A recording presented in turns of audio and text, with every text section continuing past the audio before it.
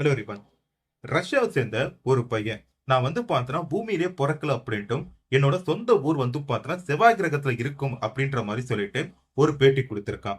இந்த பேட்டி பார்த்தனா பிரபலமான கெடுத்தது அந்த பையன் கிட்ட போயிட்டு இவங்க பார்த்தனா என்ன ஆச்சு, ஏன் இந்த மாதிரி பேசுறீங்க அப்படின்னு சொல்லி கேட்கும்போது அந்த பையன் கேட்கப்பட்ட மர்மமான அந்த ஆராய்ச்சியாளர்கள் கூட பார்த்தா கண்டுபிடிக்க முடியாத பல விஷயங்களை சொல்லியிருக்கான். அதை பத்தி தான் இந்த ஒரு வீடியோல பார்க்க போறோம். அண்ட் ஹலோ ரிபான், இன்னைக்கான வீடியோக்குள்ள போறதுக்கு முன்னாடி இது வரைக்குமே நம்ம சேனலை சப்ஸ்கிரைப் பண்ணாம பார்த்துட்டு இருக்கிறவங்க சப்ஸ்கிரைப் பண்ணி பக்கத்துல ஒரு பெல் பட்டன் சேர்த்து கிளிக் பண்ணிக்கோங்க. இந்த வீடியோக்கு நீங்க சப்ஸ்கிரைப் பண்ணாட்டி கூட பரவாயில்ல, ஒரு லைக் கொடுத்துட்டீங்கன்னா இந்த வீடியோ பல பேர்கிட்ட கொண்டு போய் சேர்க்கும். வாங்க வீடியோக்குள்ள போயிடலாம். நான் செவ்வாய் கிரகத்தில் வாழ்ந்தேன். பூமிக்கு நான் கொண்டு வந்த எச்சரிக்கை. 1996ல ரஷ்யால இருக்க ஒரு டாக்டர் ஃபேமிலியில பிறந்த ஒரு பையன் தான் கிபிரியன். இந்த பையனுக்கு பார்த்தனா 2 வயசா இருக்கும் போது இவனோட நடத்தையில பார்த்தனா வித்தியாசத்தை அவங்க பேரண்ட்ஸ் பார்த்திருக்காங்க.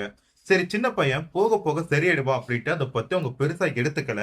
இப்படி இருக்கும்போது இந்த பையன் பலர பார்த்தீங்கன்னா தான் இந்த பூமி சேர்ந்தவன் இல்ல அப்படின்ட்டும் என்னோட சொந்த ஊர் பார்த்தீங்கன்னா செவ்வாய் கிரகத்துல இருக்கு அப்படின்ட்டும் நான் எப்படி இங்க வந்தேன் அப்படின்ட்டு கேள்வி கேட்க ஆரம்பிச்சிருக்கான். அது மட்டும் இல்லாம இந்த உலகமே பார்த்தீங்கன்னா பின்தோங்கி இருக்கிறதாலும் அவங்க பார்த்தீங்கன்னா அதிக டெக்னாலஜில வாழ்ந்துட்டு இருந்ததாகவும் இந்த பையன் பார்த்தீங்கன்னா சொல்ல ஆரம்பிச்சிருக்கான். இப்படி இந்த பையன் பேசுறது ட்ரெண்டிங்காக அந்த ஊர்ல இருக்கிற ஒரு டிவி சேனலுக்கு என்ன பண்றாங்கன்னா அந்த பையனுக்கு இன்டர்வியூ எடுக்கிறதுக்காக போயிருக்காங்க.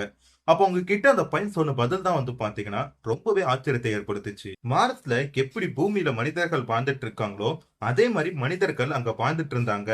அங்க பார்த்தீங்கன்னா அதிக தொழில்நுட்பத்தோட இருந்தாங்க.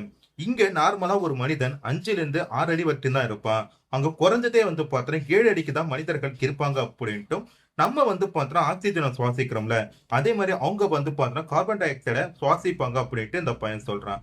அது மட்டும் இல்லாம தான் ஒரு பிளைட் ஓட்டிட்டு இருந்ததாகவும், அதாவது ஸ்பேஸ்லயே பார்த்தீங்கன்னா இங்க இருந்து அங்க போவாங்க தெரியுமா ஒரு ஷிப், அந்த மாதிரி ஒரு ஷிப்பை வச்சிருந்ததாகவும் அடிக்கடி பார்த்தீங்கன்னா பிளானட் விட்டு பிளானட் போயிட்டு வர பயணம் பண்ணிட்டு இருந்தேன் அப்படின்ற மாதிரி சொல்றான். இதை கேட்டதுமே அந்த ரிப்போர்ட்டர் கேட்கறாங்க, சரி பூமிக்கு நீங்க அடிக்கடி வந்திருக்கீங்களா அப்படின்னு சொல்லி கேட்கும்போது, ஆமா நாங்க அடிக்கடி பார்த்தோம்னா பூமிக்கு வந்திருக்கோம்.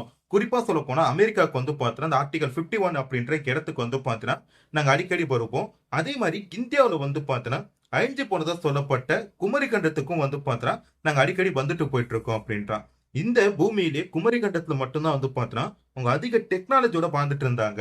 அவங்க கிட்ட டெலிபதி இருந்துச்சு அப்படின்றான். அதாவது டெலிபதி அப்படின்றது இந்த இடத்துல இருந்து இன்னொரு இடத்துக்கு ஷிஃப்ட் ஆகிற ஒரு சக்தி, ஒரு நொடியில நடக்கிற மாதிரி அந்த சக்தி இருந்துச்சு அப்படின்ற மாதிரி திரும்ப அந்த ரிப்போர்ட்டர், சரி நீங்க மார்ஸ்ல இருந்தேன்னு சொல்றீங்களே அதை பத்தி சொல்லுங்க அப்படின்னும் போது, மார்ஸ்ல பார்த்தோம்னா ஒரு குறிப்பிட்ட வயதிற்கு மேல அவங்க பார்த்தோம்னா வளரவே மாட்டாங்களாம். அவங்களுக்கு மரணம் அப்படின்றது கிடையாது அப்படின்றான். சரி, மரணம் அப்படின்றது கிடையாதுன்னா எப்படி நீங்க இறந்து போனீங்க அப்படின்ற ஒரு கேள்வி வரும்போது அதுக்கு அந்த பையன் என்ன சொல்றான்னா, மார்ஸ்ல பார்த்தோம்னா ஒரு மிகப்பெரிய ஒரு போர் ஏற்பட்டுச்சான். அந்த போர்ல பார்த்தோம்னா சக்தி வாய்ந்த ஒரு ஆயுதத்தை பயன்படுத்திருக்காங்க. அந்த ஆயுதம் வெடிச்சனால வளிமண்டலம் பார்த்தோம்னா வீணாகிட்டு இவங்களுக்கு சுவாசிக்கிறதுக்கு காற்று இல்லையா. சோ சுவாசிக்கிறதுக்கு காற்று இல்லாம ஒரு சில பேர் பார்த்தா மூச்சு திணறி இறந்து போயிருக்காங்க. இன்னும் பார்த்தோம்னா அங்க இருக்கிற நீர் தடங்கள் அது பார்த்தோம்னா சுத்தமா அழிஞ்சு போயிடுச்சான். நீர் இல்லாமையும் குடிக்க தண்ணி இல்லாமல் உணவு இல்லாமையும் பார்த்தோம்னா மக்கள் அடுத்தடுத்து மர்மமான கொடூரமான முறையில இறந்து போயிருக்காங்க அப்படின்ற மாதிரி சொல்றான்.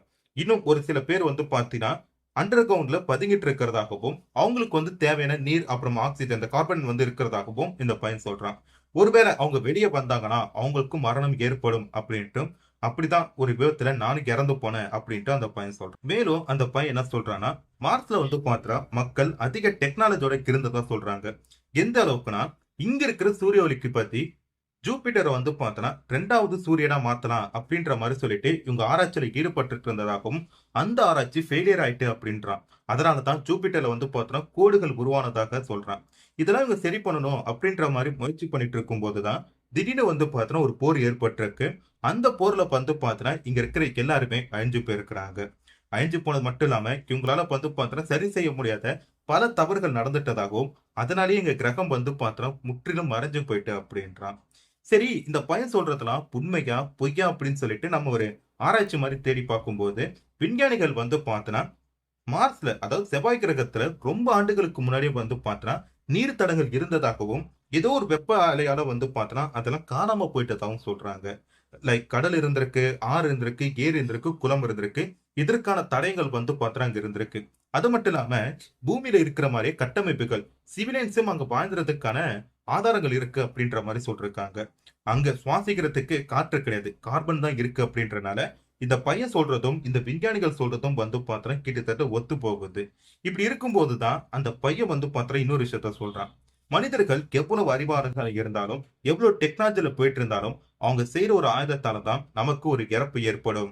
அப்படிதான் எங்களோட கிரகமும் அழிஞ்சது அப்படின்ட்டு பூமிக்கு அந்த பையன் வந்து பார்த்தோன்னா ஒரு வார்னிங் மாதிரி கொடுத்திருக்கான். அந்த பையன் சொல்றது உண்மையா அப்படின்னு சொல்லி பார்க்கும்போது எஸ், நம்ம வந்து செய்யற ஒரு சில விஷயங்கள் வந்து பார்த்தோன்னா நம்மள மிகப்பெரிய ஒரு ஆபத்துல மாட்டி விட்டுரும். அது உதாரணமா சொல்லி பார்க்கும்போது கொரோனா ஊசி.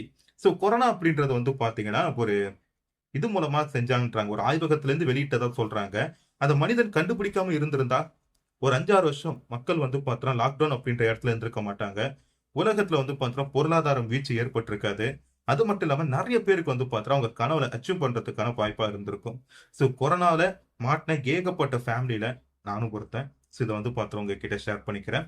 இன்னைக்கான வீடியோ எப்படி இருந்துச்சு அப்படின்றத மறக்காம கமெண்ட்ல சொல்லுங்க. நாளைக்கு இதே மாரி இன்னொரு சூப்பரான ஒரு வீடியோல பார்க்குறேன். அதுவரைக்கும் சைனிங் ஆஃப்.